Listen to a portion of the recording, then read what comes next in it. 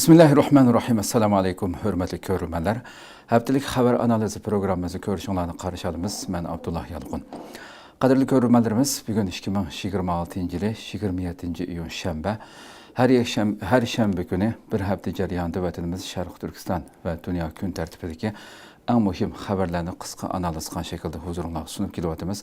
Qanundaqda aldı bilən bu həftədəki xəbərlərimizdən mavzularına göz yürütüb ötəyli.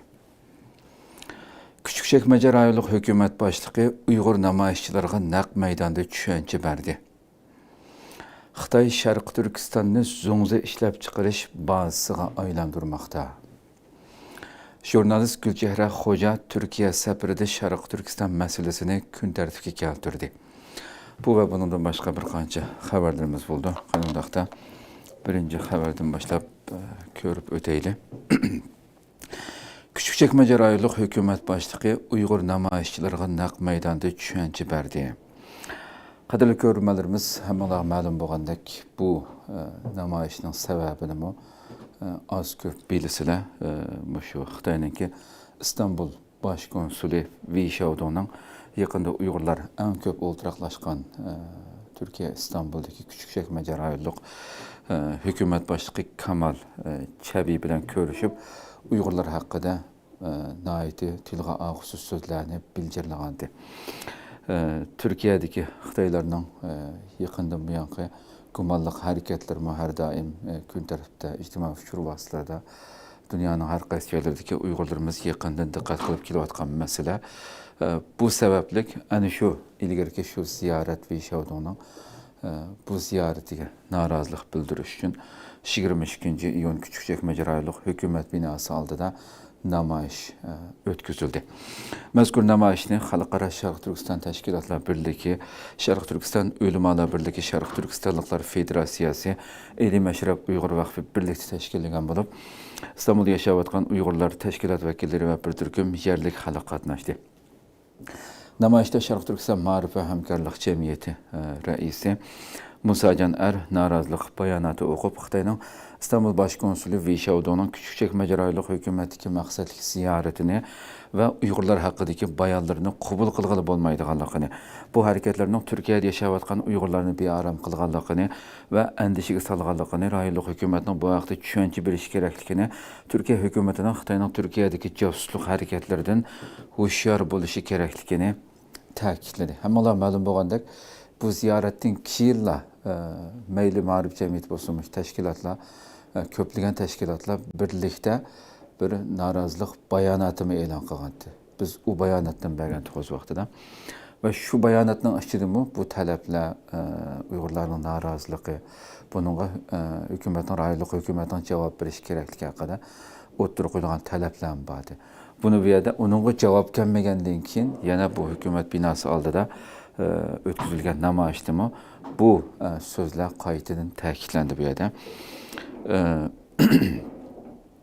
Arqadan Şərq Türkistan Ölümalar Birliği rəisi Doktor Alimcan Buğda, Eli Məşrəb Uyğur Vakfı rəisi Süleyman Köktüğ, Uyğur fəaliyyətçi İbrahim İshaq, Cemaat ərbabı Abdüqadir Yapcan və Səfaköy'dəki Türk amması ayrım-ayrım söz qılıb, Şərq Türkistan'da irqi qırğınçılıq yürgüzüyotqan Xitaydan çət əldimi həddidin eşib, mühacirətdəki Şərq Türkistan xalqını bastırışqa, kontrol qılışqa, urnuş cinayətlərə qəti sükut qılması gərəkligini, Türkiyə hökumətinin bu planlıq hərəkətlərə qarşı tədbir qollanışı gərəkligini oturğa qoyuşdu hər biri özünün sözlərində. Biz əlbəttə namayişini naq meydandan taqatdıq şu vaxtda torumuzda hem ba körüşünü xalığanlar bunu kösanlar buldu elbette. Namayış ahırlı şey digəndə şu günü namayışda Küçükçekmece rayonunun hökumət başlığı Kamal Çəbi namayış meydanına yetib gəldi və namayışçılara xitab qılıb İstanbul Baş Konsulu bilan görüşkəndə Uyğurlar məsələsinin heç qandaq tilgə elinməğanlığını, Uyğurların məlumatlarını Xitayğa təminləş məsələsinin qılçı mövcud əməslikini, yıllardan bu yan Küçükçekmece rayonluq hökumətin Səfaköy rayonunda yaşayotqan Uyğurlarının hayatığa heç qandaq tosalğı yoki qiyinçılıq elib gəlməyənligini bildirdi. Kamal Çəbi əfəndim. Bu yerdə əlbəttə xalqımızdınmı, həm təşkilat məsullarıdınmı, xilmi-xil sual yığıb getdi bunun sözlərə. siz qandaq sizga buni hozirgacha axborotda, mediada tilga ilingan, hatto Xitoy konsulining bosh rasmiy organ tor betida konsulning bu Vishavdoning nima deganligi, Kamal Chebining qandaq ifoda bildirganligi hammasini tafsiliy holatda organ tor betida e'lon qilindi. Buni qandaq sizga ko'mayman deysa bu yerda. Sen bununla agar bu so'zlar sen degandek tilga ilinmagan bo'lsa, bununla Xitoyning u so'zlarini yolg'onlab, uni inkor qilib bir bayonot e'lon qilishing kerak emasmi deb bu yerda savol yig'ib ketdi bu yerda. Uningga tegishli javob berdi. Men ko'rmadim, biz meniki atrofimdagi kishilar buni darhol tekshirib, biz buning qarta men deyilmagan so'z bu yerda tilga ilingan bo'lsa, biz cho'qim uningga javob qaytaramiz, raddiya qaytaramiz degan shaklda ifoda bildirdi hamda savollarimizga. Keyin bu namoyishdan keyin ham bu yerda shahar boshlig'i chiqib, rayonlik shahar boshlig'i bu so'zni qilgandan keyin yana shu tashkilotlardan bir turkum har tashkilotning mas'ullaridan birisi shu shahar boshlig'i, muavin shahar boshlig'i bilan ko'rish uchun hukumat binosiga qabul qilingan bo'ldi keyin ular namoyishdan keyin. Demak, bu shaklda davom qildi va organ to'rbeti Xitoyning e'lon qilgan bu safsatalarga tilga og'isi o'z vaqtidagi, chunki buni osonlik millat deb mushadiki masalan qisqacha aslab o'tsak, Vishavdoning o'z vaqtidagi ziyoratini 22 may ziyorat qilgandi.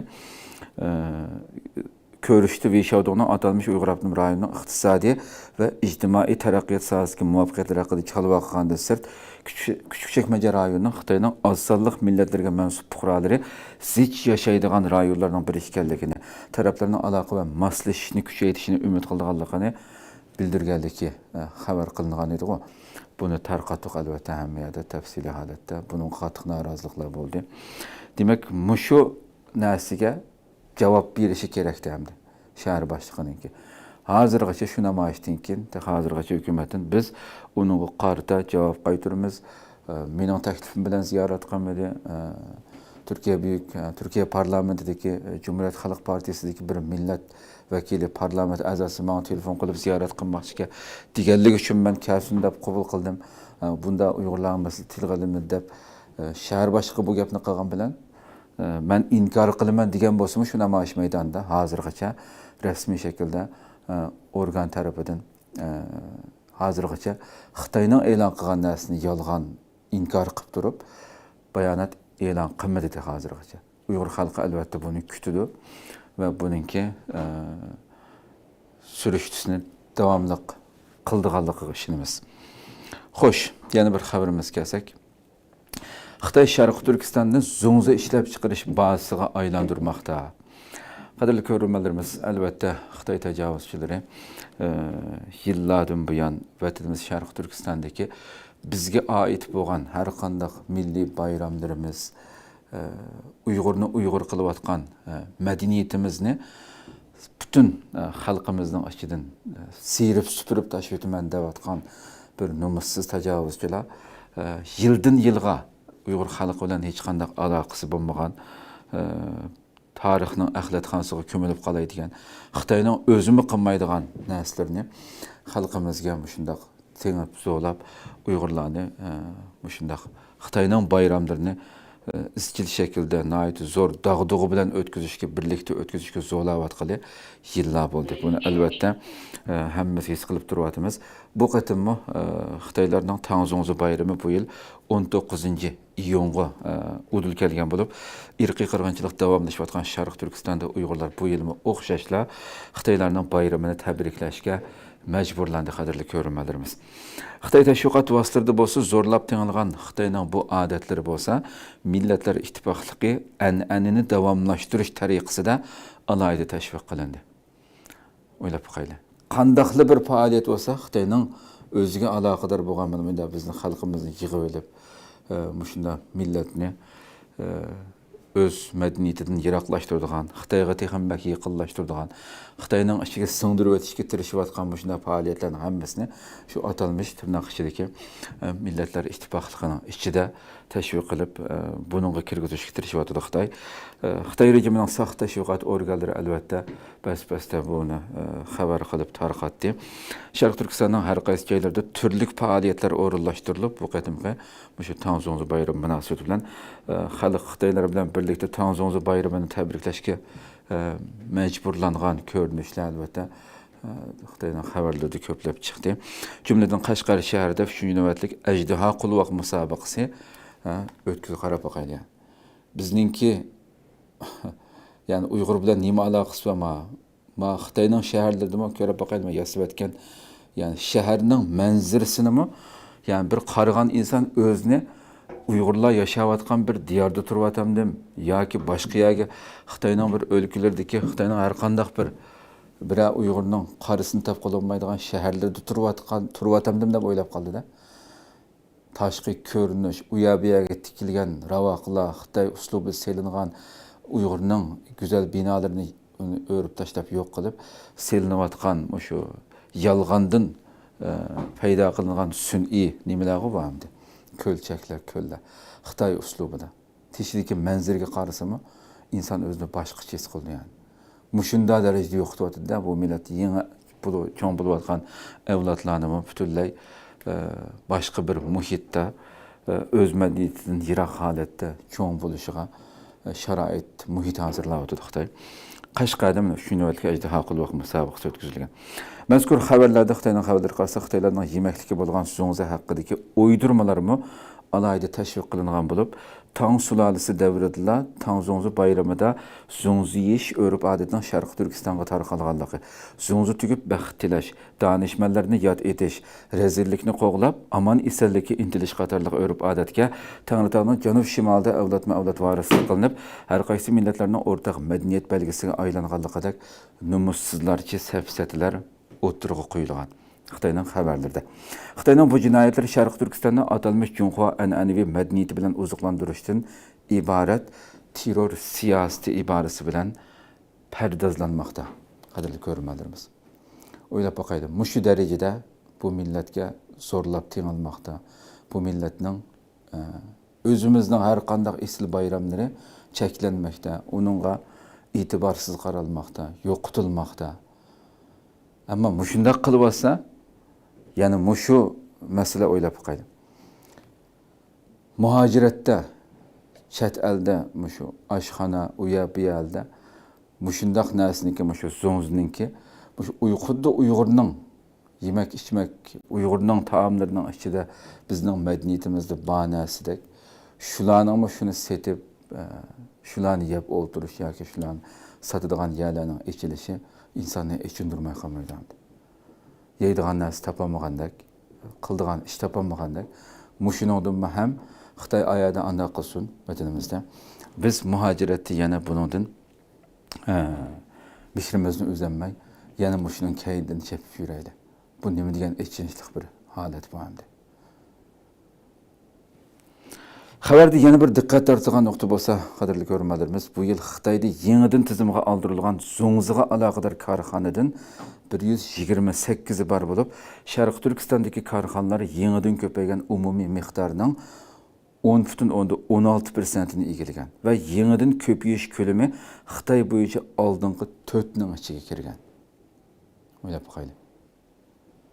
Bu albatta shu Xitoyning bunda zo'lab bo'lsin, mecburi minda faaliyetlerini o'rinlashtirib, xalqimizning shuna har tarafda butun shahar yezlarda qilgan lekin buning bozorini chiqarish uchun ba'zi shirkatlarmi xalqning zo'lab tengilgan lekin albatta bunda sohaning ko'payishi normal bir masaladir.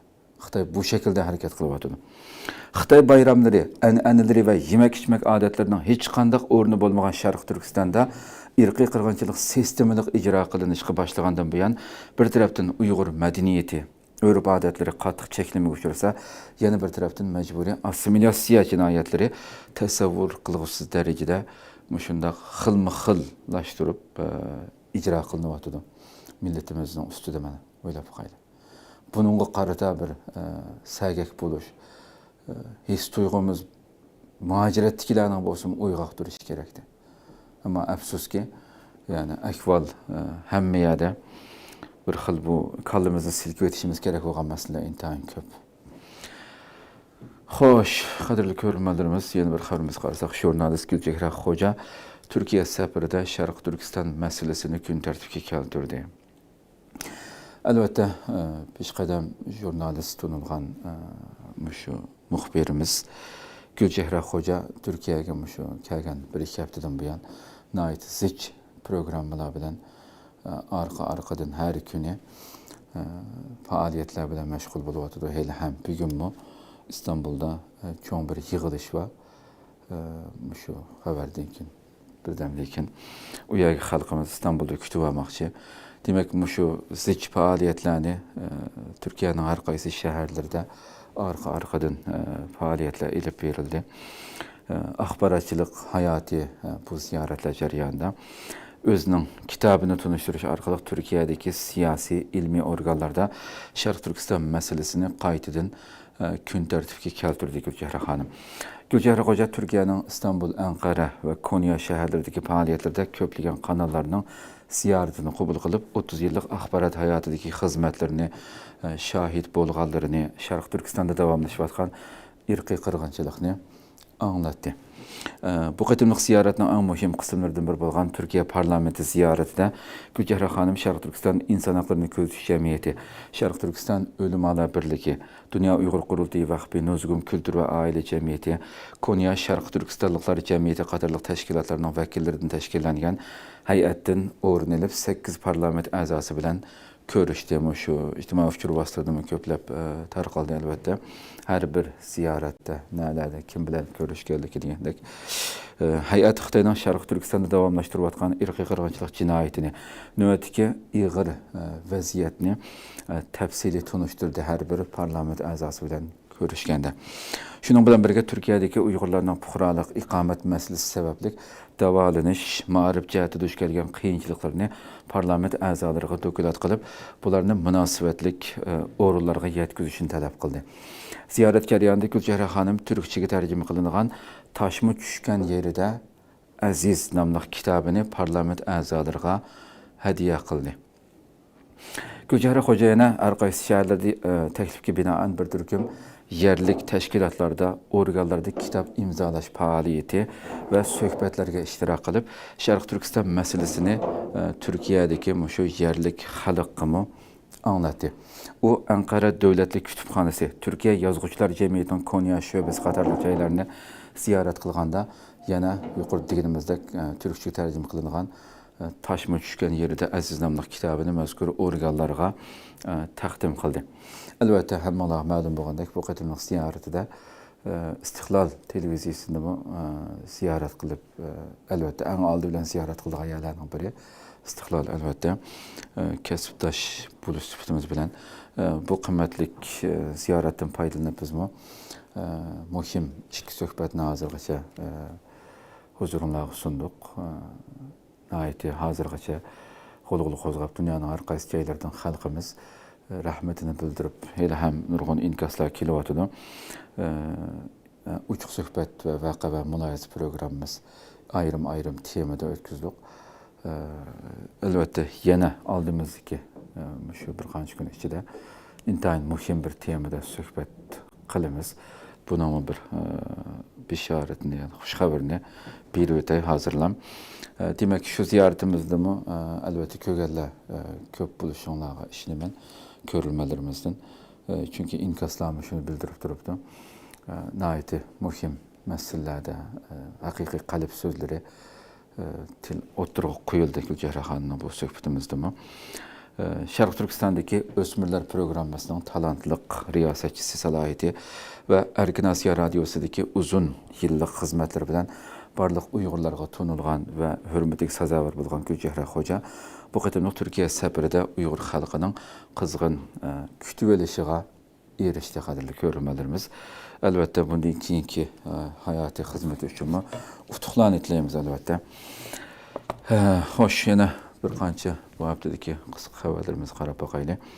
Xitoy Davlat Mudofaa fan texnika va sanoat boshqarish idorasining muavin boshlig'i va Xitoy Davlatlik olam qatnashi idorasining muavin boshlig'i Bian Jigang poraxo'rlik jinoyati bilan tekshirilayotgan bo'lib, uning barliq ma'lumotlari Xitoyning organ torbatlaridan o'chirib etilgan.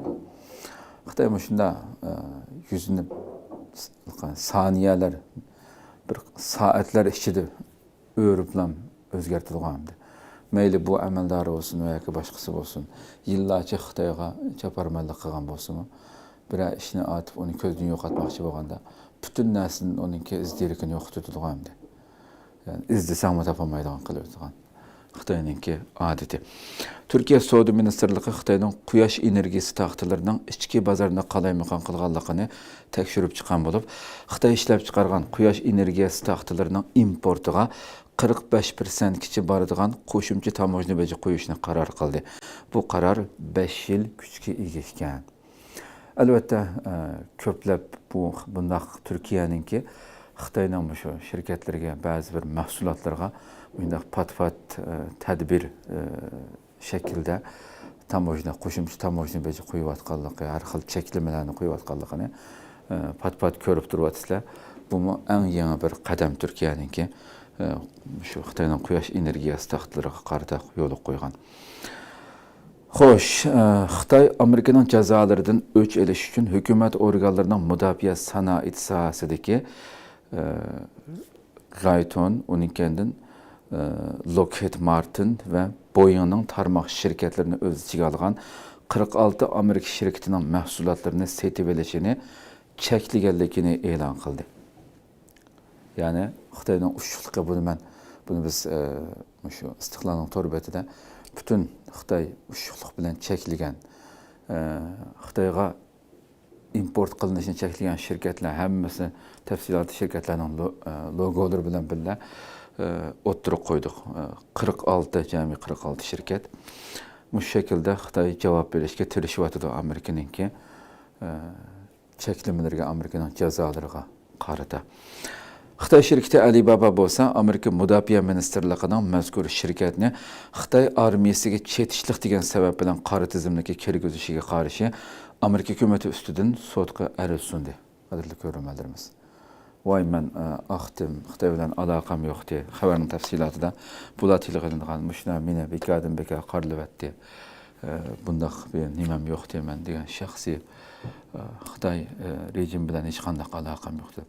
Xuddi Xitoy, yani erkin bir davlat, bütün şirket cho'ng zavodlarda Komünist Partiyasining siziqidan chiqolmaydigan kommunist sekretardan birini hammani ko'zib turadigan Xitoy yo'qdek xuddi. Xitoylarninki Xitoyning ichida bundaq bir ish yo'qdek, bunda bir bayonotni berib qechishga urinyapti. Foydasiz urinishlar albatta. Xo'sh, bu haftadagi xabarlarimiz bulardan iborat, qadrli ko'ruvchilarimiz. Alloh umr bersin, oldimizdagi hafta ko'rishguncha omon bo'linglar. Assalomu alaykum va rahmatullohi taala va barakatuh.